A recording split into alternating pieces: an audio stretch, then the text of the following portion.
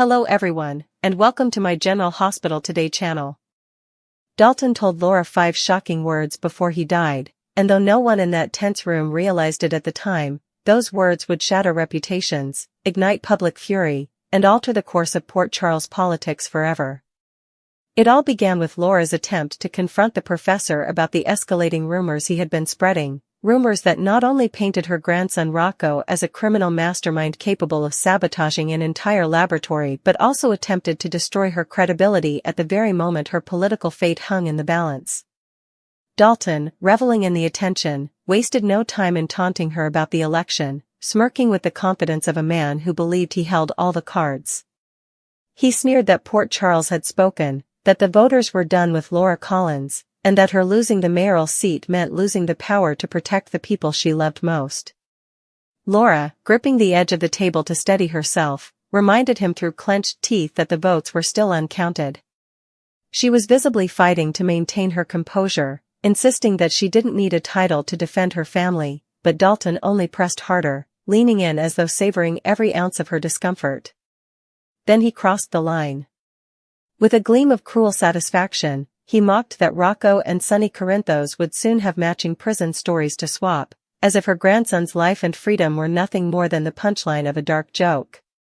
That was when Laura snapped, accusing him with righteous fury of manipulating the investigation, manipulating witnesses, manipulating anyone and anything that allowed him to push his vendetta forward.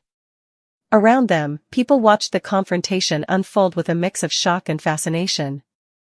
A few even raised their phones, recording as though capturing some kind of political spectacle rather than the implosion of a man's integrity.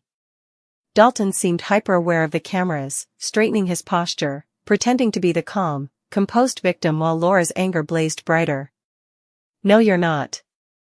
You are a liar," she fired back, her voice echoing off the room's walls as Dalton loudly accused her of abusing her mayoral authority to shield Rocco from consequences. He painted himself as the noble, persecuted scientist and her as the corrupt politician clinging desperately to the last threads of influence. When Laura confronted him more directly, accusing him of wrongfully targeting an innocent teenager, falsifying evidence, and faking the damage to his own lab, Dalton delivered another calculated performance, raising his voice and asking the room if she was threatening him, as though she were the aggressor and he a terrified whistleblower. Laura's voice cracked with the intensity of her conviction as she vowed to fight him with everything she had, election loss or not, because a child's future was at stake. But Dalton showed no concern for truth, justice, or decency. His eyes kept darting across the room, checking who was filming, weighing how this confrontation would play to the public. That was when Laura's patience finally splintered.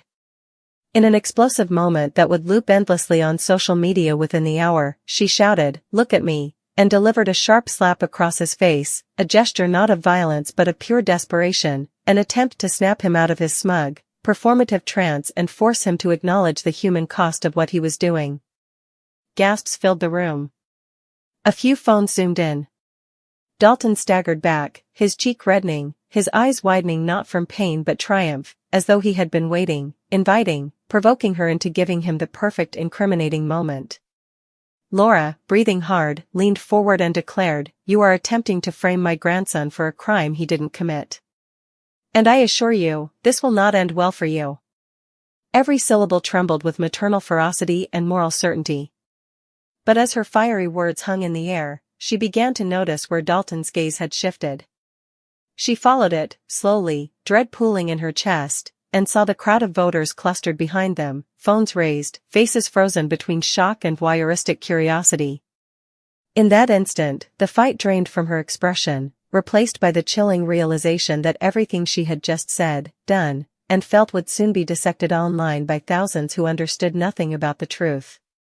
Dalton straightened again, regaining his theatrical composure as he addressed her with a condescending calm that only enraged her further. He prepared to spin the narrative even more, framing her as unstable, abusive, unfit for office, or even dangerous.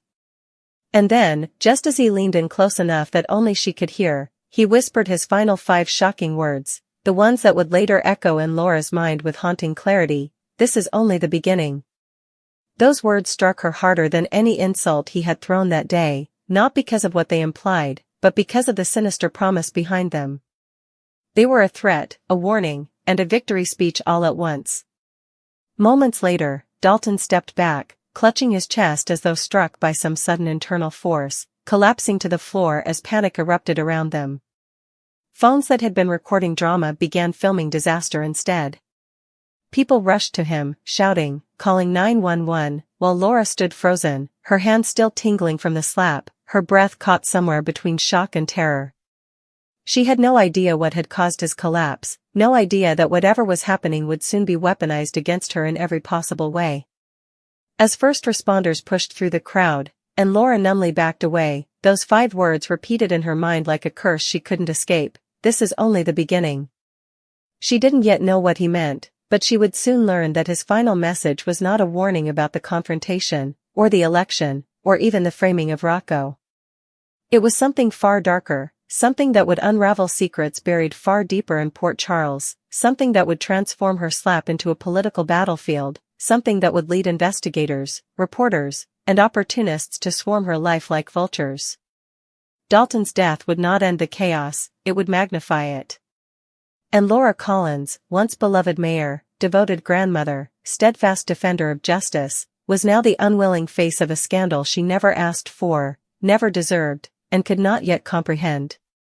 Chaos swallowed the room the moment Dalton hit the floor, the thud of his body against the polished wood echoing beneath the frantic shouts. Within seconds, the atmosphere transformed from tense political theater to full-blown emergency. Laura's throat tightened as onlookers rushed in, kneeling beside the professor, checking his pulse, calling his name, filming everything with trembling hands. She stood frozen in place, unable to move or speak. Her heart hammered against her ribs, her vision narrowing as the weight of what had just happened crashed over her. Dalton's last words, "This is only the beginning," twisted inside her mind like a knife. She didn't understand them, didn't want to understand them, but she knew instinctively that they were not meaningless. He had said them with intention. With certainty. With the confidence of a man who believed the storm was already set in motion. "Someone get help," a woman shrieked as a man pressed his ear to Dalton's chest. I can't hear him breathing." More voices clamored and collided, their panic filling every corner of the space. Footsteps thundered outside as more people poured in, drawn by the shouting. Someone grabbed a chair to give paramedics room. Another tried to usher the crowd back, but the phones kept recording. Every angle of Laura, her slap, her expression, her stunned stillness now, was being captured forever. As first responders rushed through the doors, Laura finally felt her legs move. She staggered back a step, then another, her hand rising to her mouth before she even realized it.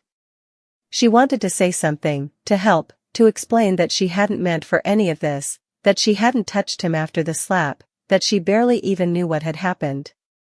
But her voice was gone, trapped behind shock and fear. "Ma'am," a paramedic said sharply, "please step back." Laura obeyed immediately. She pressed herself against the wall as they worked on Dalton, performing chest compressions, preparing equipment, checking for a pulse that refused to return. The room fell into a tense hush, the only sounds the rhythmic thud of compressions and the gasps of horrified spectators. Laura felt as though she were underwater, hearing everything dimly, watching it all unfold through a fog she couldn't escape. After several agonizing minutes, one paramedic stopped compressions and looked at the lead responder. A small, almost imperceptible shake of the head followed. Laura's stomach dropped. "No," she whispered, barely audible. "We're calling it," the responder said quietly. "Time of death." The rest of the words blurred into meaninglessness. A collective gasp rippled through the room. Someone burst into tears. Someone else cursed under their breath. A phone dropped and clattered loudly on the floor. And then all eyes turned to Laura. Their expressions ranged from shock to suspicion to silent accusation. The air thickened with unspoken questions. She felt their stares like physical blows. Her knees threatened to give out. "Mrs. Collins," a police officer said, approaching her with careful professionalism, "I'm going to need you to come with us to answer some questions." Questions. Of course it would come to this. She had known, the moment she slapped him and saw the crowd recording, that the situation had spiraled far beyond the conversation she'd intended. But now, with Dalton dead on the floor, with half the town armed with smartphone footage, the narrative would twist into something even darker. "But I didn't," she tried to say, her voice trembling. "We understand," the officer interrupted gently, though his eyes said he already had doubts. "This is just procedure. We need to talk." As she was escorted toward the exit, whispers followed her like ghosts. She hit him. She snapped. She threatened him. I heard it. She killed him. No matter how untrue the words were, they clung to her skin like tar. Outside, camera flashes exploded like fireworks. News vans screeched to a halt. Reporters shouted her name, shoving microphones into her face, firing questions that blurred together in a dizzying barrage.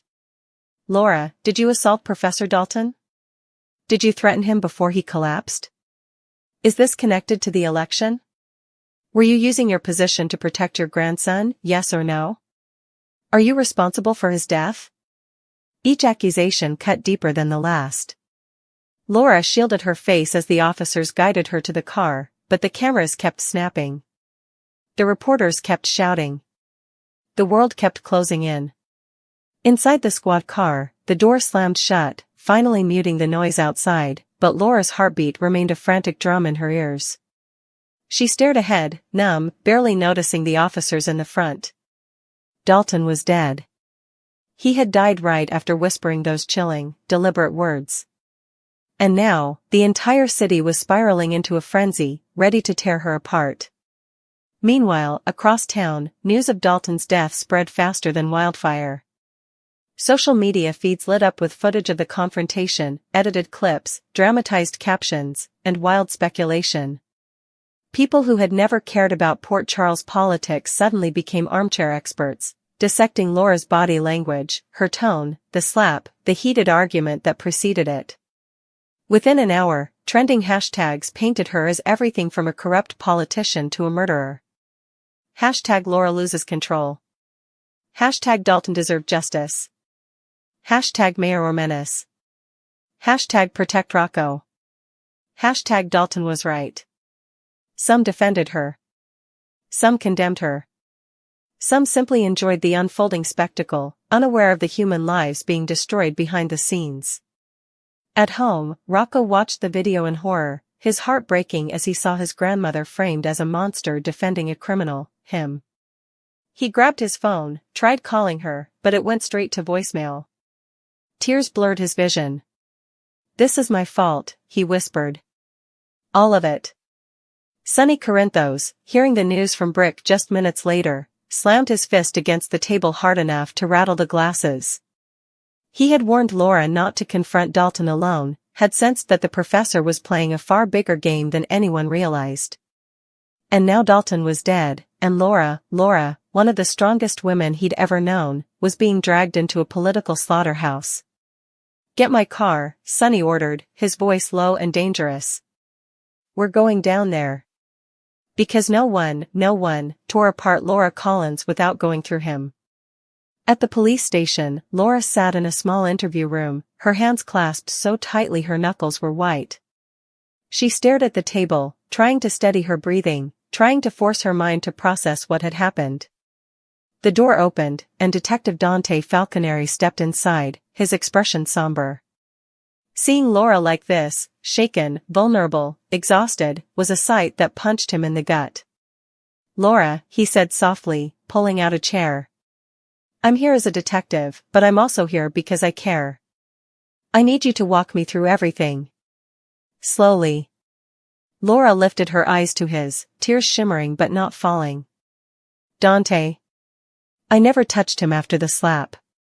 I swear. I didn't hurt him. I didn't threaten him. I know," Dante said, placing a hand on her arm. "But this is bigger than it looks." "Bigger?" she echoed, confused. Dante exhaled. "Dalton didn't just collapse, Laura. There are early signs of poisoning." Laura's breath caught. "Poisoning?" "Yeah. Something fast, something potent. The me will confirm, but right now, it looks like someone wanted him dead, and made sure it happened in the middle of a public confrontation that would point straight at you. Laura's pulse spiked. Are you saying, someone set me up? Dante leaned in. I'm saying someone out there planned this entire thing. Dalton taunted you. Provoked you. Recorded you. Died at your feet. And now the whole city thinks you killed him. That's not coincidence, Laura. That's a trap.